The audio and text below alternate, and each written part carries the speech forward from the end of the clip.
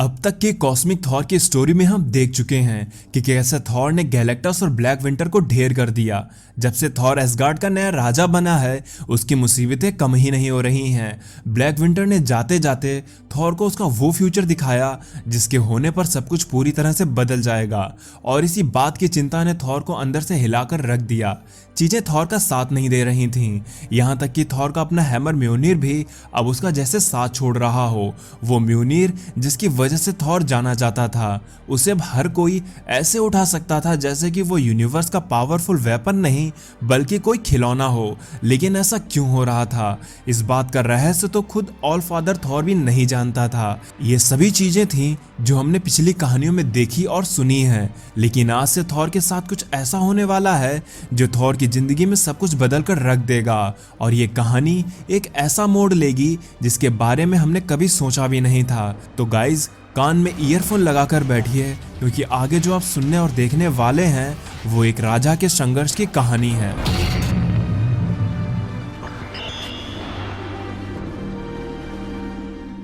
ये कहानी तब की है जब एसगार्ड अपनी ग्लोरी के पीक पर था और एसगार्ड के बहुत से दुश्मन थे, और उनमें से ही एक था गोल्डन बर्ड जो कि एक सरपेंट था, और एसगार्डियन लोग उसे जॉर्मुंड के नाम से बुलाते थे।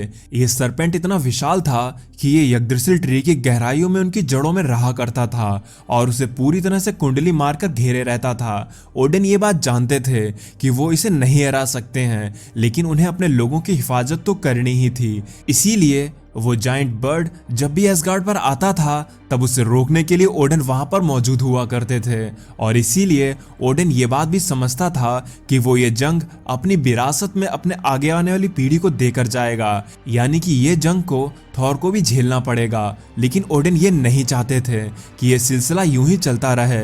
वो ये नहीं चाहते थे कि ये जंग ओडिन से थॉर और फिर थॉर से उसके आगे आने वाली पीढ़ियों तक चलती ही रहे। इसीलिए उसे थॉर को कुछ इस तरह से तैयार करना था कि वो इस चैन को आगे चलकर रोक सके, और इसके लिए ओडिन थॉर को सिर्फ एक पावरफुल राजा ही नहीं बल्कि एक अच्छा इंसान भी बनाना चाहते थे। वो नहीं चाहते थे कि थॉर कोई घमंडी राजा बने, इसीलिए उसने थॉर की एक शैडो बनाई, एक डॉक्टर जिसका नाम डोनाल्ड ब्लेक था, जिसके अंदर रहकर थॉर ह्यूमैनिटी सीख सकता था, एक अच्छा इंसान बन सकता था, और ये चीजें थॉर ने उसके अंदर रहकर सीखी भी। ओडिन एक ऐसे राजा थे जो बहुत दूरदर्शी थे। उन्हीं की वजह से थॉर ने अपनी वो रिस्पॉन्सिबिलिटी को जाना जिसकी वजह से वो सिर्फ गॉड नहीं बल्कि एक ग्रेट गॉड बना। और जब भी थॉर की उस शैडो को कोई प्रॉब्लम होती थी तब वो बस अपनी छड़ी को कसकर जमीन पर पटकता था और वहां पर थॉर आ जाता था। लेकिन अब सवाल यही उठता है कि जब थॉर वापस आता था तब ब्लेक कहां पर जाता था? तो उसका भी आंसर है हमारे पास, और वो जवाब ये है कि थॉर नोवेयर में होता था, एक ऐसी जगह जो कभी थी ही नहीं, क्योंकि ये वो जगह थी जिसे ओडिन ने बस ब्लेक के लिए बनाया था, ताकि जब थॉर अपनी शैडो से बाहर आए तब डॉक्टर ब्लेक एक ऐसी जगह में अपनी लाइफ जी सके जहां पर वो खुशी से रह सकता है। इस जगह पर ना तो कोई खतरा था, ना ही कोई दुख या कोई दर्द या कोई प्रॉब्लम थी। जब भी थॉर उन बड़े राक्षसों से लड़ा करता था तब ब्लेक इस जगह पर आराम फरमाता था, और जब भी ब्लेक को बाहर बुलाया जाता था तब वो यहाँ की सभी यादें भूल जाता था। और जब डोनाल्ड ब्लेक फिर से वापस यहाँ पर आता था तब उसे याद ही नहीं रहता था कि वो इस जगह पर काफी हफ्तों, महीनों या फिर सालों से रह चुका है। उसके लिए ये जगह हमेशा ही नई हुआ करती थी।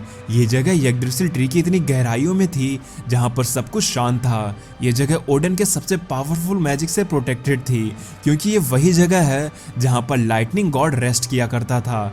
और जब भी ब्लेक वहां के आसमान में उस चमकते हुए सूरज को देखा करता था तो उसे खुशी महसूस हुआ करती थी। लेकिन ये बात अब पुरानी हो चुकी है, प्रेजेंट टाइम। थॉर ने लोकी को अपने पास कुछ बात करने के लिए बुलाया है। लोकी कहता है, थॉर, मेरे गॉड ऑफ स्टोरीज होने के नाते मैं डोनाल्ड ब्लेक की लोगों को क्या ही स्टोरी सुनाऊं। उसकी स्टोरी काफ़ी बोरिंग और बेकार होती है। ऐसा हो सकता है, लेकिन अब बात यह है कि मैं उसे वापस से बुलाना चाहता हूँ। क्या? ये तुम क्या कह रहे हो? ये बस एक वीकेंड की ही तो बात होगी। मैं एक बार फिर से कुछ समय के लिए स्ट्रेंजर जैसा फील करना चाहता हूँ। मैं नहीं चाहता हूँ कि मैं रोज रोज इन मीटिंग्स को अटेंड करूँ। मैं बस इन राजा वाले कामों से थक चुका हूँ। थॉर, लेकिन तुम मेरी सुनो तो सही। मेरे भाई, मैं मेरा दिमागी संतुलन अब खो रहा हूँ। मैं अब ये और नहीं कर सकता। मैं जानता हूँ कि मेरे कंधों पर एक बड़ी जिम्मेदारी है और मैं इससे भाग नहीं रहा हूँ। मैं अपने लोगों को यूं ही अकेला नहीं छोड़ सकता। मैं तो बस अपने लिए एक दिन मांग रहा हूँ जिसमें मैं कोई किंग बनकर नहीं रहना चाहता, और इस काम में सिर्फ एक तुम ही हो मेरे भाई जो मेरी मदद कर सकते हो। तुम मुझसे ये चाहते हो कि मैं एक झूठ बोलूं? अगर तुम्हें इस बीच में मेरी या फिर मेरे स्टॉर्म की जरूरत पड़ती है तो मैं वहां पर फौरन ही आ जाऊंगा। मुझे बस तुम्हारी मदद चाहिए है ताकि मैं सिफ की नजरों से गायब होकर अपना बस एक दिन अच्छे से जी सकूं। मैं सिफ को बता दूंगा कि मैं जोतुनहाइम में हूँ। Thor, shut up. क्या तुम अपनी ये बकवास बंद करोगे?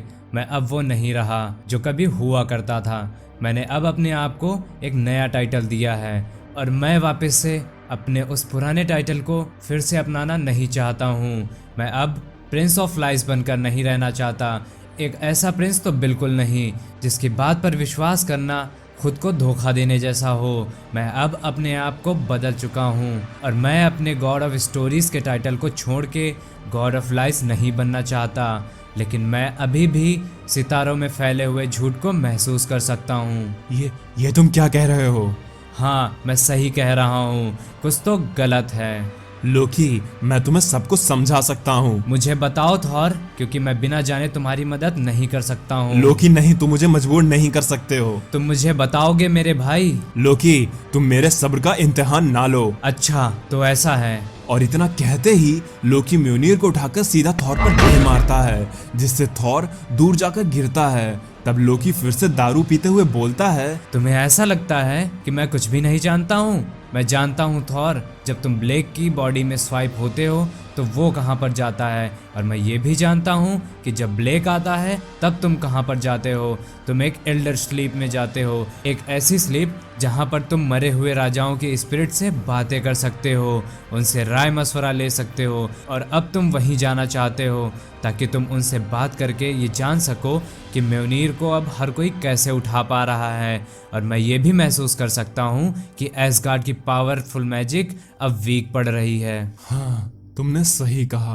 तो तुम मुझसे ये चाहते हो कि मैं डोनाल्ड ब्लेक की बेबी सिटिंग करूं तुम्हारी गैर मौजूदगी में? हाँ मेरे भाई, मैं तुमसे यही चाहता हूँ। वेल, ये बात तो मैं भी जानना चाहता हूँ कि ये सब म्योनिर के साथ आखिर हो क्यों रहा है। पर मेरी एक शर्त है कि इन फ्यूचर अगर मुझसे कोई गड़बड़ी होती है, जो कि अक्सर होती ही है, तो तुम मुझे वहाँ पर एक बड़ा फेवर दोगे। जिस पे थॉर लोकी की शर्त को मान जाता है और लोकी की मदद के लिए उसे थैंक्स भी कहता है। और फिर इतना कहते ही थॉर अपने म्योनिर को कसकर जमीन पर पटकता है जिससे थॉर की थंडर वहां पर आकर गिरती है। लेकिन वहां पर कुछ ऐसा होता है जिसे खुद लोकी देखकर थोड़ा घबरा जाता है। ये काफी दिनों के बाद हो रहा था जब थॉर ने ब्लेक को सम्मन किया था, लेकिन जब ये स्वैपिंग वाली घटना हो रही थी तो थॉर के साथ कुछ ऐसा हुआ जिसे खुद थॉर भी नहीं समझ पा रहा था। थॉर जब ब्लेक बनता था तब वो एल्डर स्लीप में जाकर उन पुराने गॉड से बात करता था, लेकिन अब उन गॉड्स ने थॉर से अपना मुंह फेर लिया था। और ऐसा उन्होंने किसी गुस्से में नहीं किया था और ना ही वो थॉर से किसी वजह से डिसअपॉइंटमेंट थे, बल्कि उन्होंने ऐसा इसलिए किया था क्योंकि वो थॉर से शर्मिंदा थे, क्योंकि वो जानते थे कि आगे चल के थॉर क्या देखने वाला है। उसकी शैडो यानी कि डोनाल्ड ब्लेक का साम्राज्य या कहें उसका घर अब बर्बाद हो चुका था क्योंकि उस जगह पर कुछ बहुत ही गलत हो चुका था। फिर जब थॉर उस जगह को देखता है तो वो हैरान रह जाता है क्योंकि वो दुनिया जो हमेशा दुख दर्द से दूर रहा करती थी वहां पर अब सब कुछ बदल चुका था। वहां का चमकता हुआ सूरज अब लाल हो चुका था जैसे कि उसे किसी ने खून से रंग दिया हो। वहां पर रहने वाले लोग मारे जा चुके थे। हालांकि यहाँ पर रहने वाले लोग असली तो नहीं थे, लेकिन फिर भी वो एग्जिस्ट तो किया करते थे। ओडेन का पावरफुल मैजिक उनकी रक्षा किया करता था। जब उनके ऊपर ये तकलीफ आई तब उन्होंने ब्लेक से मदद मांगी, उन्होंने गॉड से प्रार्थनाएं की, लेकिन उनकी किसी ने नहीं सुनी। यहाँ तक कि उस सर्जन ने भी आसमान में चीखते हुए गॉड से मदद मांगी, लेकिन थॉर ने इसका कोई भी जवाब नहीं दिया। फिर तब ब्लेक ये बात समझ गया था कि ये जगह अब कोई हेवन नहीं रह गई थी, ये जगह अब हेल बन चुकी थी। और यहाँ तक कि वो गोल्डन बर्ड, वो सरपेंट, अब वो भी मारा जा चुका था। लेकिन जब थॉर ने खुद अपने काम के लिए उस सर्जन को सम्मन किया, तब वो सर्जन उस जगह से आज़ाद हो चुका था और अब वो एसगार्ड पर आ चुका था। लेकिन ये डोनाल्ड ब्लेक वो ब्लेक नहीं लग रहा था जैसा कि हम उसे जानते थे। थॉर की जाते ही अपने सामने ब्लेक को देखकर लोकी कहता है, ब्लेक क्या ये तुम हो? जिसपे ब्लेक कहता है नहीं, अब और नहीं। तब लोकी ब्लेक के इरादे को सेंस करते हुए कहता है, अच्छा तो ऐसा है, और इतना कहते ही वो दोनों लोग आपस में लड़ना शुरू कर देते हैं। लेकिन इस बार वाला डोनाल्ड ब्लेक मानो ऐसा लग रहा था कि वो अब सिचुएशन से भागकर थॉर को बुलाने वाला नहीं रहा था। वो अब इंडिपेंडेंट हो चुका था। उसने लोकी के हमले से बचते हुए उल्टा लोकी पर ही हमला कर दिया।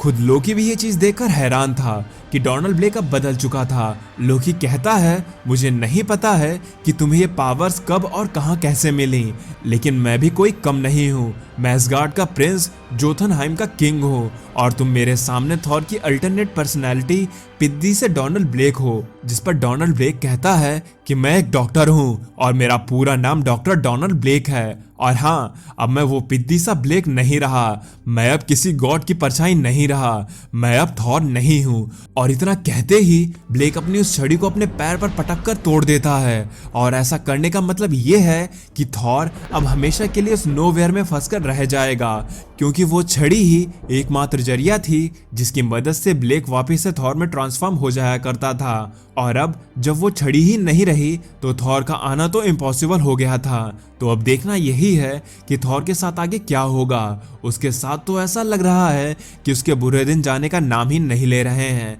तो यही सभी सवालों के जवाब जानने के लिए आप कॉमिक्स कम्युनिटी से जुड़े रहिए। और हाँ, अगर आप उस स्टोरी को देखना चाहते हैं जिसमें थॉर पहली बार डोनाल्ड ब्लेक की बॉडी में फंसा था, तो उस स्टोरी को आप कॉमिक बाजी चैनल से जाकर देख सकते हैं। उस चैनल का लिंक यहाँ पर आई बटन पर भी आपको देखने को मिल जाएगा और साथ ही में डिस्क्रिप्शन बॉक्स में भी वो लिंक आपको मिल जाएगा। तो अब मैं चलता हूँ, आप मेरी बाकी की वीडियोस एंजॉय करें और खुश रहें।